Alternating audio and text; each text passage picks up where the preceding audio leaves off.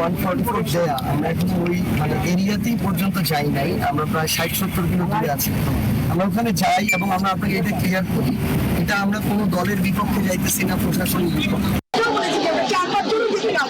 কিন্তু সেটা ওরা রাজি হচ্ছে না, আমাদেরকে যেতে দিচ্ছে না, অথচ ওই পাশে তারপর দেশীয় অফিসারও ওনারা দাঁড়িয়ে আছে।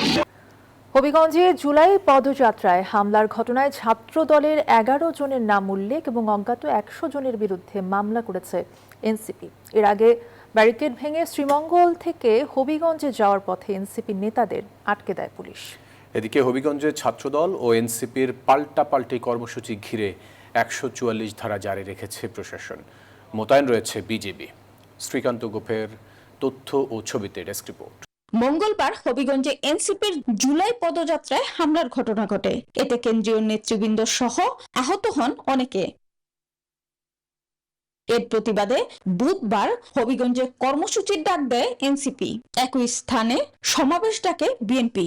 সাংঘর্ষিক পরিস্থিতি এড়াতে অনির্দিষ্টকালের জন্য 144 ধারা জারির পাশাপাশি 3 প্লাটুন বিজিবি মোতায়েন করা হয়। বিকেলে মৌলভীবাজার থেকে হবিগঞ্জের উদ্দেশ্যে যাত্রা করেন এনসিপি নেতারা। শ্রীমঙ্গলে সড়কে ট্রাক ও ট্রাক্টর রেখে ব্যারিকেড দেয় পুলিশ। 144 দেয়া আমরা এখন ওই এরিয়াতেই পর্যন্ত যাই নাই, আমরা প্রায় 60-70 কিলো দূরে আছি। আমরা ওখানে যাই এবং আমরা আপনাকে এটা ক্লিয়ার করি, এটা আমরা কোনো দলের বিপক্ষে যাইতেছি না, প্রশাসনের বিপক্ষে।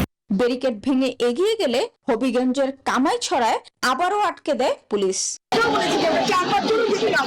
কিন্তু সেটা ওরা রাজি হচ্ছে না, আমাদেরকে যেতে দিচ্ছে না, অথচ ওই পাশে তারপর দেশীয় অফিসারও ওনারা দাঁড়িয়ে আছে। এবং আমরা এখানে এসে সর্বশেষ আটকে ব্যারিকেড দিয়েছে এবং আমাদেরকে সেখানে যেতেও দিবে না।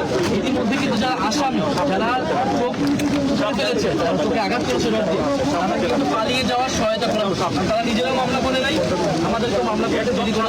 কামাইছড়া পুলিশ ক্যাম্পে অবস্থান নেন নেতারা। মঙ্গলবারের হামলার ঘটনায় ছাত্রদলের 11 জনের নাম উল্লেখ সহ অজ্ঞাত 100 জনের নামে সদর থানায় মামলা করা হয়।